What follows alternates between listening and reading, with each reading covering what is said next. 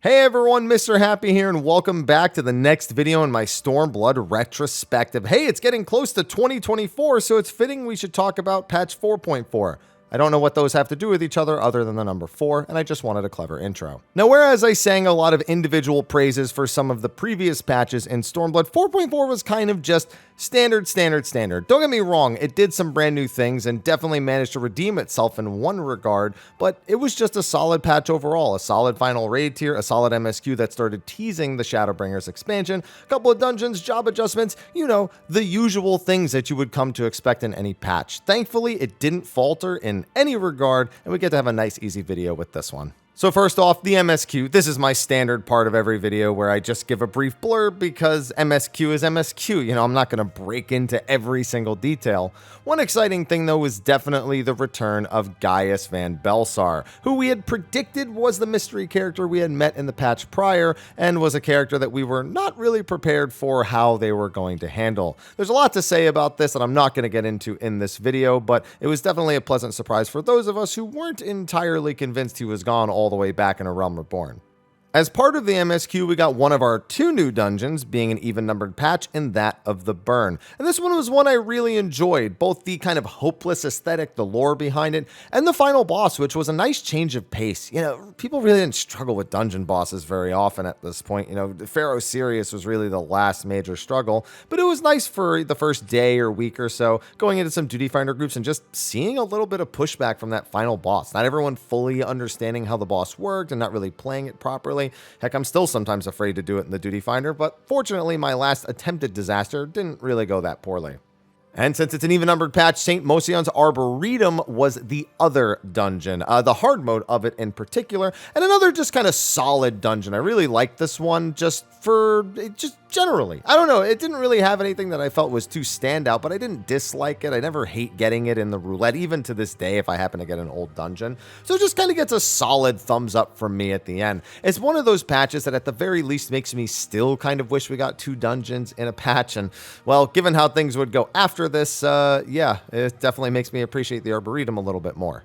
For the trial, we return to the Four Lord series and take on Suzaku. This thirsty bird, and I mean that very, very literally, is one that I actually think is a highlight of Stormblood's trial series. It's a little bit annoying to do on farm. Again, there's that section in the middle that kind of takes you out of the, ironically, the rhythm of things to make you do a little bit of a dance section where you have to turn your character. It's just one of those things that when you're doing it 10, 15, 20 times a day, trying to farm to get that mount, weapons, whatever, it just slows things down in what feels like an unnecessary manner.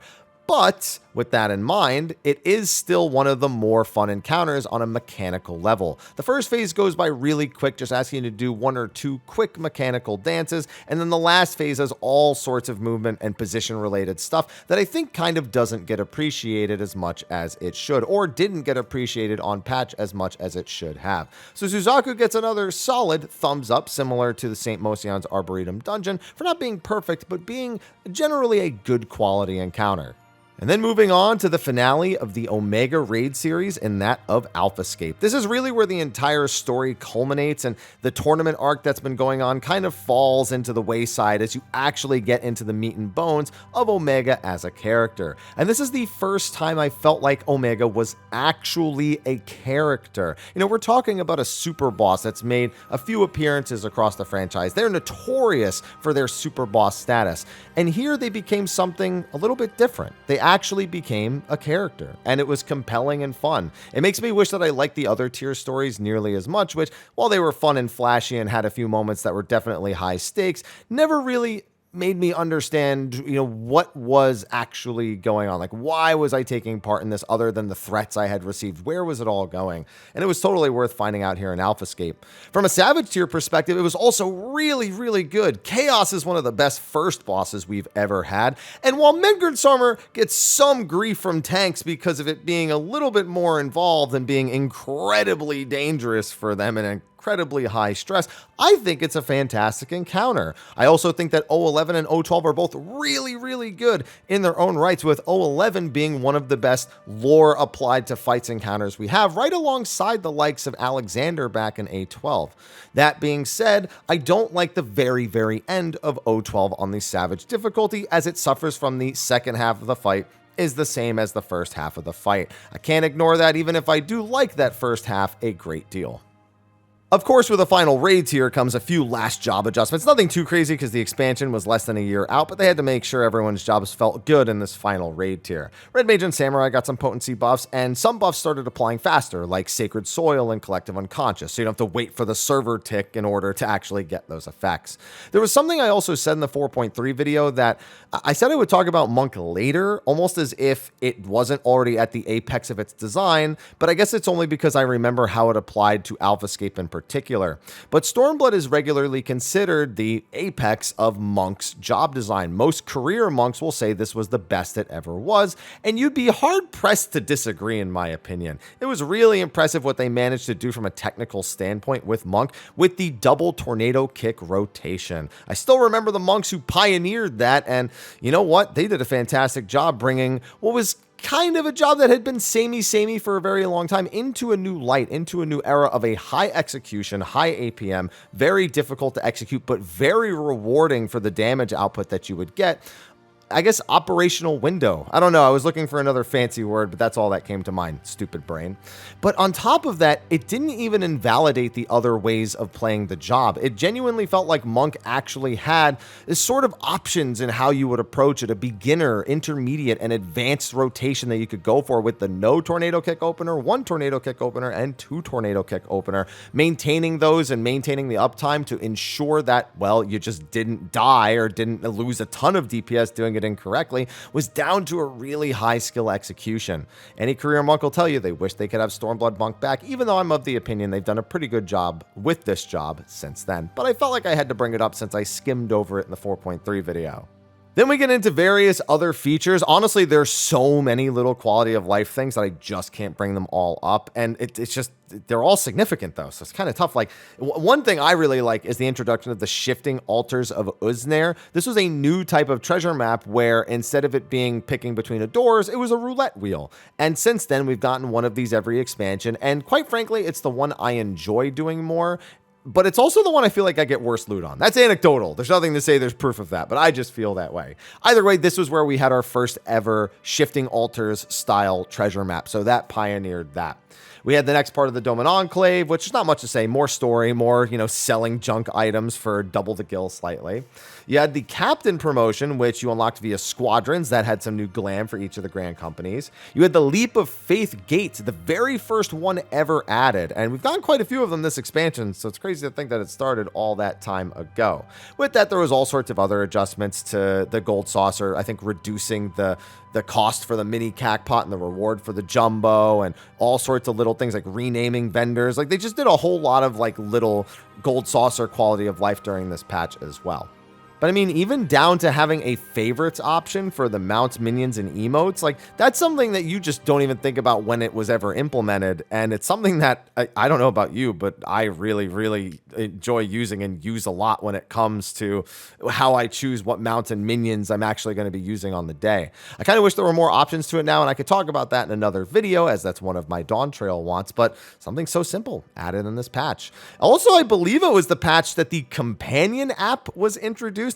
Basically, they made this app that allowed you to like access retainers. It's still around right now. I act like it's completely gone. And I don't think it was very well liked. I don't really know what the status of use of that thing is.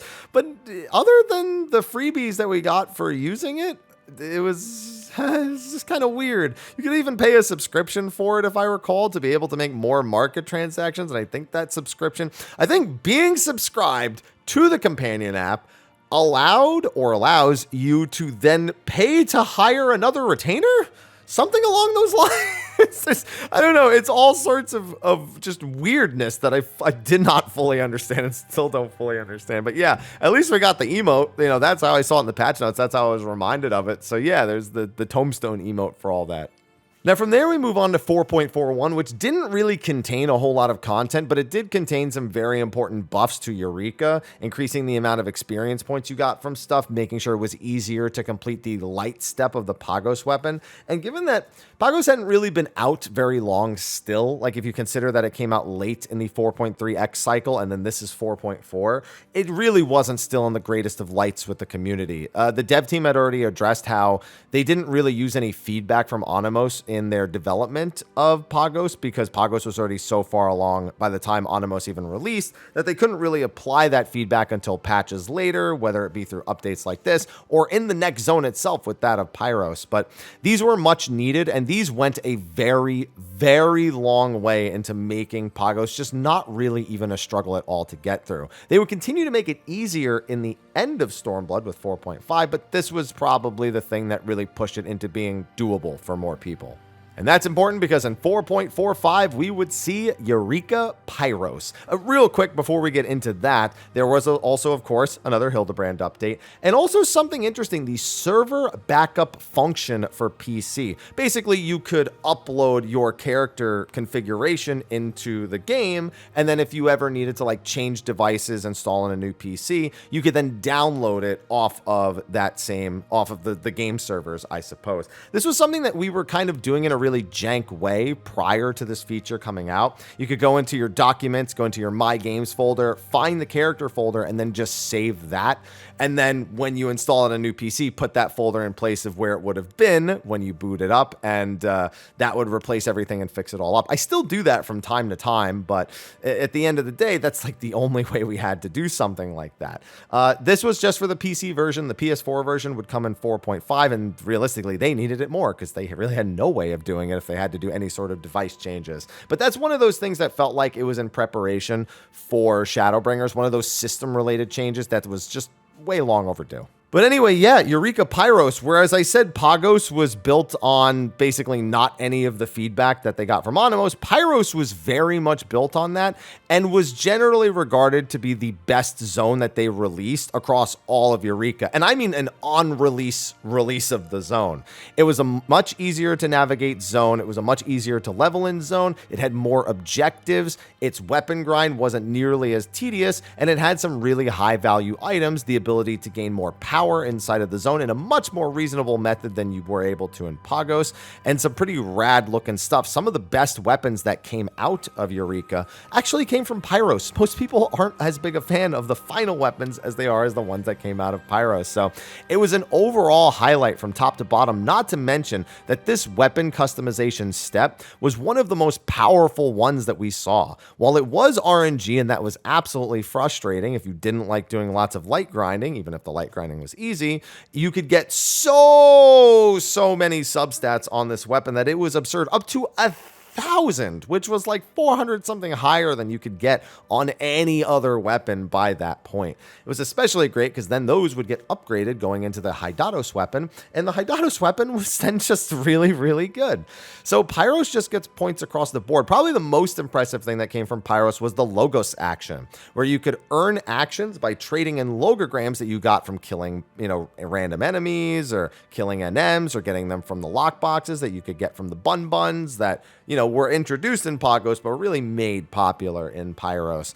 And those would allow you to make all sorts of OP things. You could reflect all the magic that hit you. You could get a massive damage buff, a massive damage reduction buff. You could get resurrections. You could get speed buffs. There were just all these things that you could do, and it wasn't even the final form of it. But this just made it so that you could become an absolute monster. It allowed for more exploration in what is quite literally called exploration content. It was one of those things that if it weren't in something called exploration content, it would just feel like something is missing, in my honest opinion. And I'm really glad that they managed to come up with this system and use the duty action system in a more fun and enjoyable way. So Pyros doesn't just get one thumbs up, it gets two. It's the zone I've spent the most time in. I've made hundreds of millions of gil going through Eureka Pyros, whether it be the bun buns or the drops from the various monsters or the logograms or whatever.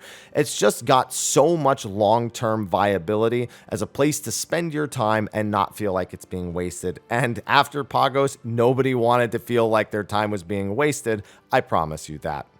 But with that, that is the end of our 4.4 retrospect. It doesn't feel like we got to say nearly as much as the other patches, but at least we had a lot of good things to say. And towards the end of an expansion, that's probably for the better. We have one more retrospect to go through in 4.5, and that one is definitely a contentious one. I don't know if you're ready for it, but if you're not, hopefully you're just not looking a little blue by the time we get to it. Anyway, thank you for watching. Be sure to like and subscribe. Leave your comments in the comment section talking about any of the content that we spoke about here. And with that, I will see you in the next one. Until then, take care.